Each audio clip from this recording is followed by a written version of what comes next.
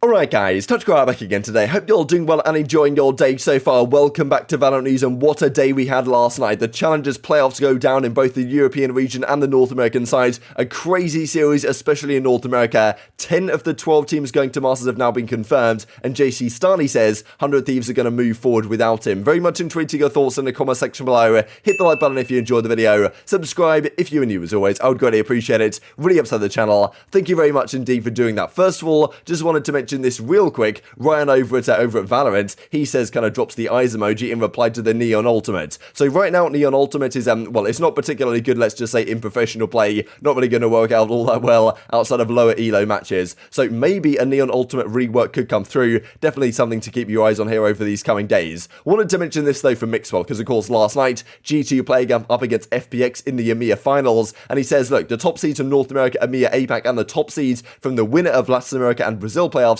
will get seeded deeper in the brackets. So the number one seed from these finals is important. Yes, of course, both the teams that made the finals, they make it through to Masters. That's what everyone really cares about at the end of the day. But winning these games and winning your own region is very important in order to get a better seeding at Masters and go deeper in the tournament, right? So Mixwell's making it clear that, like, look, some people say it's just for seeding, but these matches are still very key indeed. And of course, yesterday they played up against FPX. Honestly, an incredible series, a surprising one to me. That FPX, I don't understand how these guys are so good, but RD's right, a couple of days ago, he was in the team, he was looking so good. Their Jet player, he had to step out because he's done well for a couple of days. Angel comes in as their new Jet player, and somehow was just absolutely dominant, right? Mixwell had a great time here on the map 1. FPX win it anyway to move up 1-0 right here, and honestly, Get2 had some crazy moments on this game too. I mean, yeah, honestly, the shots right here are absolutely spectacular, but G2 managed to take this breeze in the end, tie up the series at 1-1, but from there, it was FPX all the way. So this team has impressed me so much as of late. G2 didn't lose a single map in their losers bracket run. All the way through, they went through M3C, they went through Gambit, right? They beat Liquid, they took down Fnatic yesterday, just demolished them.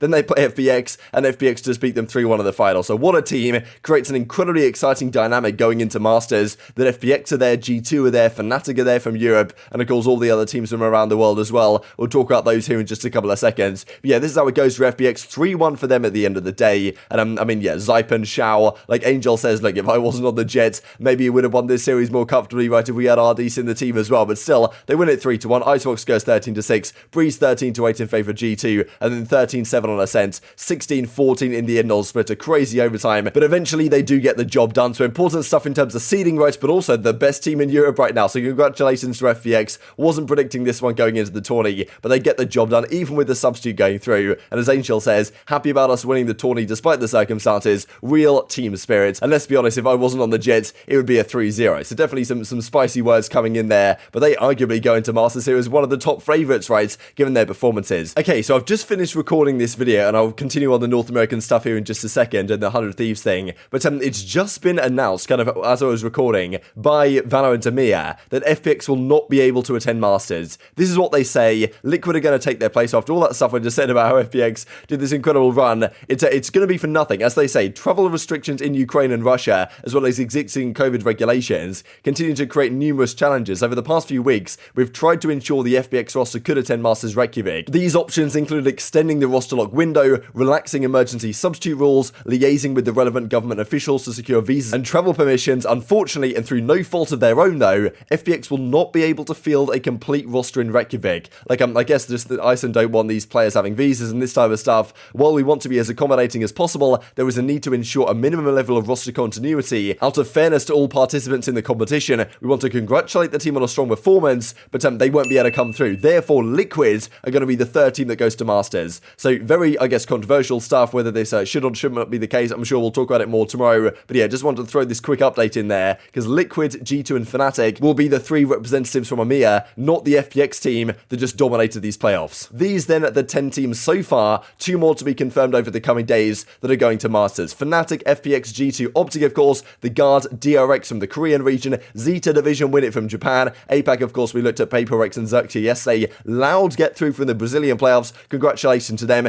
These are the rosters if you guys are unfamiliar, and of course Sacy on the Loud team was on the Team Vikings team last time in Champions, looked really good, complete rebuild over at Loud, they make it through, but the runner-up here was Ninjas in Pajamas, and they will play the loser of the Grand Finals in the Latin America playoffs, and then those teams battle out to make it through again. So this is what's going on over there. Leviathan versus Crew in the Grand Finals, Laser after taking down Crew Esports in the first round, got taken down in the lower final. The winner of this series will get to Masters. Crew, of course, I guess should be favourites coming in given the whole situation. And then, of course, we look at what happens here because Ninjas in Pajamas, the second place in the Brazilian playoffs, will play the loser of this particular series right here. And the winner of that one, they get through to Masters as well. So this was kind of the controversial series just because some said, look, you should have maybe given this spot to another North American team, but that's what Riot decided to do. As we go into talking about the North American playoffs, we've got to talk about 100 Thieves real quick because a few days ago we saw that Sean Gayes and DDK came into the team as kind of coach and general manager respectively, and they of course were very keen to make some changes to the roster and switch things up and trying to figure out what's going to work as they move forwards. Now JC Starley says as follows: 100 Thieves most likely not moving forward with me, frustrated because I've been in limbo the last few weeks with no idea what was going on while other teams trialing and rebuilding. We'll put out more details this week, but looking for new opportunities as soon as possible. Difficult stuff. He actually goes on to explain this in a bit more detail in a tweet longer, which is pretty difficult to see, to be honest, because as he describes, he was very confident that after things went down with the ban coming into the team, that okay, Nadejot's doing his best to make this thing happen. All of that said, frustrated how it worked out. Was told by someone with 100 Thieves the plan was to sign me after VCT. Was told post VCT everything we were doing was for the long term. Was even asked if I was going to try being the main IGL instead of Ethan doing it right, which didn't really work out too well for them at the end of their final couple of series of qualifiers. And then he says, okay, I was really excited when they brought Sean and DDK in. I think all the players who want to win and be competitive like to see an org doing what it takes to support them towards that goal. Really wanted to be a part of that, but now learning they don't want to have me as part of their roster caught me off guard. I know the full direction of the team wasn't decided on, but I really got the vibe they wanted me for the future unless I was told otherwise earlier. No one there did me individually wrong, but he just feels like he's in a tough spot. So it seems to be becoming clear that JC Starley is probably gone. Bang, of course, is still there. Hiko, Asuna, and Ethan still there as well. Who will they bring in? Wardell, we imagine, might come into the team as well. Derek was being discussed also. So many options 100 Thieves might move with here. But already we're starting to see the dominoes falling with JC Starley no longer part of their plans. Bang, though, of course, he was also the other trial player. He hasn't said something similar, at least as of yet. So, maybe that's an indication of what they might decide to do. We've got to talk, though, about the North American Championship Grand Finals because, wow, what a series this was. I was really looking forward to this one. The Guard versus OpTic. Of course, both of these teams made it through to Masters, but someone had to, be crowned, I suppose, the best team in North America and the favourites from that region. The Guard, what a team. Valen, Trent, Net, Yona, Pia, and Sire. Honestly, some of these guys, where they were before, what they were doing before, Overwatch players, coming in from, of course, he was on T1 Sire player. They made him change his name to Spider, put him on the Omen. Things didn't really work out there. Trent comes in out of nowhere and just turns up on the main stage. Net as well. We've talked about this guy as such a talented player for a very long period of time, and it worked out for these guys today. But what a series it was, because early on, it felt like, okay, wow, OpTic, these guys are just next level. They come out here on the Ascent, they win this one 13-9. Again, a crazy map. So, honestly, so competitive this series was. The quality of the VALORANT was just out of control. Just great to see these teams playing, because I really feel like there has been something of, maybe not necessarily a culture shift, but just in terms of, people's optimism about North American Counter-Strike was so low a few months ago, and now seeing what OpTic, the revitalized OpTic, what they've been today, and also, where the Guard are, right, and the potential that that's going to create for, new players who want to come up in the region to do exactly that and have a Scylla end a story like this is just absolutely fantastic stuff. And then, of course, they go on to the game 2. OpTic at this point, they're up 1-0. They start to win a crazy amount of defensive rounds. Gay's trying to find a pick through the Viper will eventually get it. And at this point, you're thinking, okay, wow, OpTic up 6-2 at this point. Ye's out of control. They're probably going to find a way to close out this game. They're going to be up 2-0. It's going to be so hard for, of course, the Guard to come back in this series. But that's, of course, not how it turns out at the end of the day. They outstanding this kill. Side player last alive. Yona P goes down as well. And yeah, 6-2 in the end in favour of OpTic at this point. And you thought, okay, wow, this is a pretty impressive from OpTic. Even that 2 versus 4 retake out of nowhere. They win this one. They're probably going to walk away with this game. But again, the composure from the Guards just always seems to be there. Pretty much the very next round, a couple of rounds later, Trent here with the Vandal in hand inside the Viper, he just gets a couple of nice little kills, pulls out the Sheriff. This guy tries to come through the Viper's pit, takes him down as well, and all of a sudden the offensive side from the Guard really came alive. And they honestly kind of run away with the rest of this game. At least the OpTic defense couldn't really do all that much for the rest of that half. Then the Guard on their defensive side, Sire player came alive with the knives. At this point it's 12-9, so a massive turnaround for the Guard. Just so impressive what these guys are able to do on a consistent basis, and just the ability to bounce back from difficult positions and put this team in the advantage is just ridiculous, right? And they go on to the next map on Breeze, and that's where they pull out the trap card, at least according to Net as he explains after the series. Net was IGLing this map, which apparently they don't usually do on any other maps apart from this one, and their defensive side was so solid. It was actually 10-2 at the half, could have been 11-1 to be honest, and then their offense, they win the pistol, that's over. OpTic basically chalk it up, they know it's over, and yeah, 13-2 on the Breeze to go up 2-1 in the series. But OpTic, of course, know, a fantastic team they are in their own right. They don't back down. They don't take no for an answer. They go here to the split. They win this one, and their offensive side towards the end was very impressive. Like, all across the board, these teams are just so impressive. Like, you know, just everything about them, the talent on the roster, the consistency. Like, Ye was an absolute beast in this series, to be honest. And, you know, Valorant did his best, but it didn't work out in the end. See you on Haven, say OpTic, because they move forward and take us all the way to a Game 5. So what a series. We were hoping for a Game 5. It actually happened. And this one, OpTic, once again, the momentum completely swapped. It was kind of crazy the way this series went. Like, just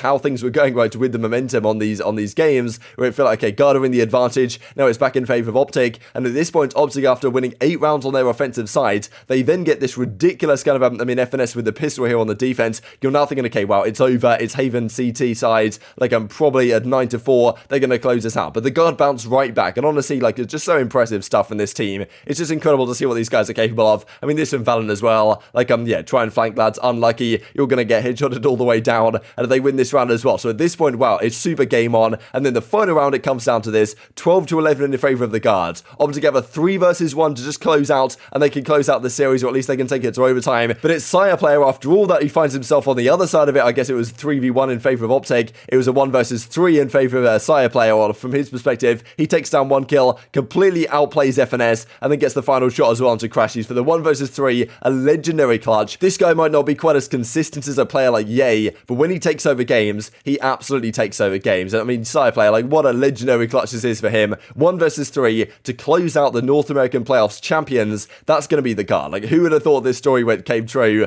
But it does, all the way down to Game 5. An incredibly long and grueling series, but yeah, Sire gets the job done. So the guard, the best team now in the North American region, they go in, I guess, as favorites from that region, which is kind of incredible to think about. Of course, things might be different in a LAN environment, but yeah, still just unbelievable. A great story, and I'm really happy for all these guys as well. I was hoping they would at least qualify for Masters. They went one better and won the playoffs in North America as well. So just fantastic scenes. Of course, from the OpTic side, all eyes on Iceland, and they say, like, of course, there's more to come from this team, I'm sure. Losing here is not the end of the world, but of course, as we saw from mixwell, right, the seeding is pretty important as time progresses as well. So the guard have put themselves in such a great position, and I'm sure the confidence on this team now is going to be out of control. Overall stats look like this, right? Sire player plus 18 over the course of it. Ye as well was a monster on the jet and the chamber. Marved, credit to him, played 5 agents across all 5 different maps, which I thought was pretty baller, and still goes +5 across the course of the series. But it's now officially the guard, the #1 team in North America, at least according to VLR.GG power rankings after winning that series. The guard, OpTic, Cloud9, Exit, they love a #4, version 1 just behind them. But yeah, these are the 2 teams that will be flying to Iceland. How will the guard fare on that? Who knows? But the story is just too much fun that I can't take my eyes off it, to be perfectly honest. And this is Zom says, North America will win every Iceland event, I guess, after Sentinels had their triumph last year. But yeah, he's confident that one of these teams will get the job done. But very much intrigued to your thoughts and all this stuff in the comment section below. Hope you guys enjoyed the video. If you did enjoy it, hit on the like button. Tell us your YouTube gods, this is a good video. Others like you should see it as well. And help grow the competitive Valorant community. Thank you much as always. Take care. And I will see you next time. They may have to concede this round just in favor of holding on to the 3 rifles, and that's the call. Oh, the guard are producing some seriously awesome stuff on the fly right now. Just to be able to identify. Oh no! Okay, that's a big oh no. Back and forth, but it's OpTic with the numbers. 2v3. Yay! Too good from deep. El Diablo tries the rendezvous back. But is this a divine comedy for Dante's Inferno by Saya player? 1v1 with Crash. No, what? Bang! Saya player for the double! And as the green wall crumbles, it's 5 fresh faces who now stand guard over the North American region.